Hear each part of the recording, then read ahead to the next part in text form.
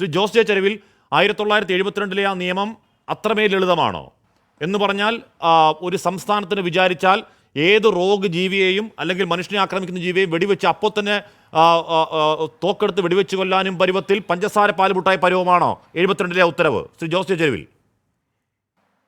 Section 9 ഉം 10 അടക്കം. തീർച്ചയായിട്ടുമല്ല. 1972 നിയമം തീർച്ചയായും 1972 നിയമം അനുസരിച്ച് 72 നിയമം പാസ്സാക്കിയ സമയത്ത് ഗെയിം ഹണ്ടിങ് എന്ന് പറഞ്ഞ പ്രൊവിഷൻ ഉണ്ടായിരുന്നു. ഗെയിം ഹണ്ടിങ് അതായത് നമ്മുടെ ഇപ്പോൾ നിങ്ങൾ പല പ്രാവശ്യം ചർച്ചകൾ പറഞ്ഞിട്ടുള്ളതാണ്. ഓസ്ട്രേലിയയിലും അമേരിക്കയിലും ന്യൂസിലൻഡിലും അവിടെയൊക്കെ ജീവികളെ എണ്ണത്തിൽ കൂടിയാൽ അതിനെ കൺട്രോൾ ചെയ്യുന്നതിന് കള്ളിങ് എന്ന് പറഞ്ഞൊരു ശാസ്ത്രീയമായ മാർഗം ഉപയോഗിക്കാറുണ്ട്. അങ്ങനെ മാർഗം ഉപയോഗിക്കുന്നതിന് വേണ്ടിയിട്ട് ഉള്ള ഒരു പ്രോസസ്സാണ് ഗെയിം ഹണ്ടിങ്. അത് 1991 വരെ ഇന്ത്യയുടെ നിയമപുസ്തകത്തിലുണ്ട്. കേരളത്തിൽ 1978 വൈൽഡ് ലൈഫ് പ്രൊട്ടക്ഷൻ റൂൾസ് പാസ്സാക്കിയ സമയത്ത് ചാപ്റ്റർ 3 പ്രത്യേകമായിട്ട് പറയുന്നുണ്ട്. ഗെയിം ഹണ്ടിങ്ങിനെ സംബന്ധിച്ച് പറയുന്നുണ്ട്. 500 രൂപ, 1000 രൂപ, 2000 രൂപ കൊടുത്ത് ഓരോ മൃഗങ്ങളെ വെടിവെക്കുന്നതിന് സൗകര്യം ഉണ്ടായിരുന്നു. 91 ഈ കേന്ദ്ര നിയമത്തിലെ ഹണ്ടിങ് എന്ന് പറഞ്ഞ വാക്ക് എടുത്തു കളഞ്ഞു. പാടില്ല, ഹണ്ടിങ് ഈസ് പ്രൊഹിബിറ്റഡ് എന്ന് പറഞ്ഞപ്പോൾ ഒരു വന്യമൃഗത്തെയും ഇനി മേലാൽ കൊല്ലാൻ പാടില്ല എന്നൊരു അവസ്ഥ വന്നു. പക്ഷേ ആകെപ്പാടെ പ്രൊവിഷൻ കൊണ്ടുവന്നത് 11A അത് പ്രൊവിഷൻ കൊണ്ടുവന്നു. ഈ വന്യമൃഗം ജീവനെടുക്കുന്ന ഒരു സാഹചര്യം ഉണ്ടെങ്കിൽ അതിനെ ഉപദ്രവിക്കാനായിട്ട്, അതിനെ കൊല്ലാനായിട്ട് wildlife protection wildlife warden, chief wildlife വാർഡന് ഉത്തരവിടാം. പക്ഷേ ഇന്ന് ജയപ്രസാദ് ഇറക്കിയ ഉത്തരവ് പോലെ തന്നെ ഈ വന്യമൃഗമാണോ അത് ചെയ്തെന്നുള്ളത് അദ്ദേഹത്തിന്റെ കുറ്റസമ്മതം വഴി രേഖപ്പെടുത്തണം. എന്ന് പറഞ്ഞാൽ ഇതിന്റെ നടക്കാത്ത ഒരു ഉത്തരവാണ്. ശ്രീ ജോസ് ജെ ചെരുവിൽ ഇവിടെ കേന്ദ്ര വനമന്ത്രി ഇവിടെ വന്നതാണ്.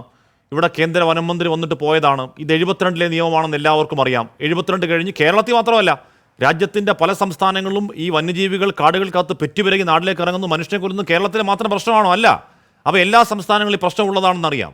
72 ആ നിയമത്തിൽ നിന്ന് ഭേദഗതിയെ പറ്റില്ല എന്ന വാശി എന്തിനാകും അപ്പോൾ ശ്രീ ജോസ് ജെ ചെരുവിൽ?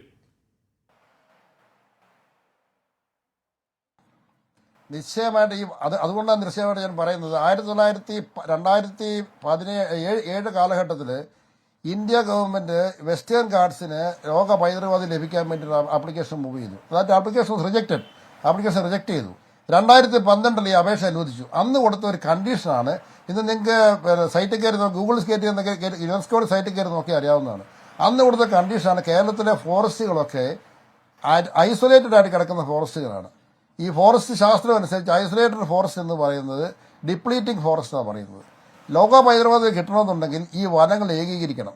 നമുക്കറിയാം കേരളം എന്ന് പറയുന്നത് ഇന്ത്യയുടെ 1.18% മാത്രം വിസ്തീർണമുള്ള ഈ ഭൂപ്രദേശത്താണ് ഇന്ത്യയിൽ ഏറ്റവും കൂടുതൽ IFS ഉദ്യോഗസ്ഥന്മാർ ജോലി ചെയ്യുന്നത്.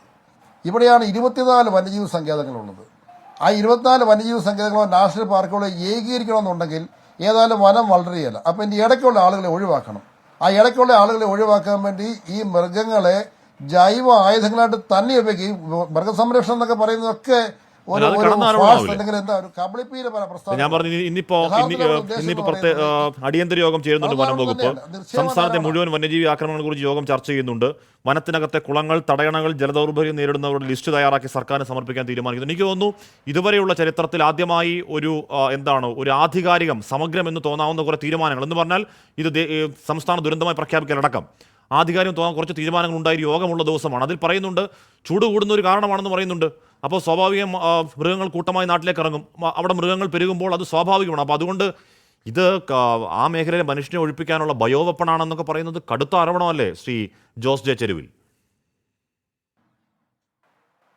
നിശ്ചയമായിട്ട് ഞാൻ വെറുതെ പറഞ്ഞതല്ല, ഉത്തരവാദിത്തോടെ തന്നെ പറഞ്ഞതാണ്. കാരണം കേരളത്തിലെ നിയമസഭയിൽ CK ശശി നമ്മുടെ വനമന്ത്രി പറഞ്ഞു കേരളത്തിൻ്റെ ഉദ്ദേശം എന്ന് പറയുന്നത് ഇപ്പോൾ 29.5% വനം, നമ്മുടെ വിസ്തൃതിയിൽ 29.5% വനവിസ്തൃതിയുള്ള കേരളത്തിൻ്റെ വനവിസ്തൃതി 33% എത്തിക്കണം. ഈ 4% എവിടെ ഉണ്ടാവും?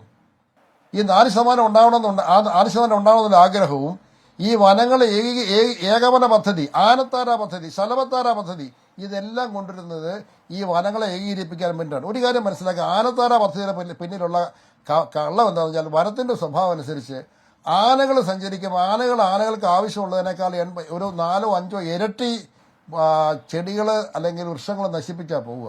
ഈ ആനകളുടെ പിന്നാലെയാണ് പോത്ത്, മാന് അതുപോലെയുള്ള സസ്യഭുക്കുകളായ ജീവികൾ വരുന്നത്.